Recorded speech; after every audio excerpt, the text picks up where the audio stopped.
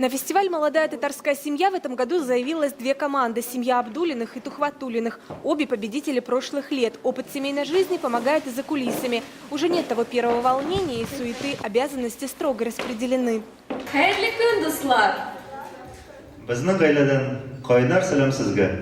Когда семья Тухватулиных участвовала в конкурсе в 2010 году, их было трое, сегодня уже четверо. Правда, дочь совсем мала, чтобы выйти на сцену. О них узнали не только в Тюменской области, но и во всей стране. Татарская семья представляла регион на всероссийском конкурсе молодых семей. И хотя супруги говорят, что национальность в семейном счастье не главное, народные традиции в их доме строго соблюдаются. Свадьба у нас непременно был никах. Постоянно соблюдаем мусульманские мероприятия, то есть на хатам, муллу приглашаем. Среди гостей фестиваля родные участников, друзья и молодые люди, среди которых будущие и новоиспеченные молодожены. Организаторы конкурса Центр татарской культуры города Тюмени и Союз татарской молодежи преследуют единственную цель – способствовать созданию татарских браков.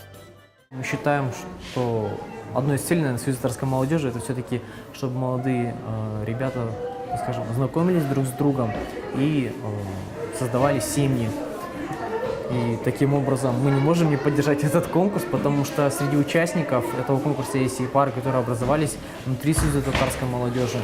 Зинур и Динара Абдулины познакомились на кастинге Тюменского областного конкурса «Звезда Сибири». Вместо титула «Мисс» и «Мистер» получили в награду самое ценное – друг друга и создали татарскую семью.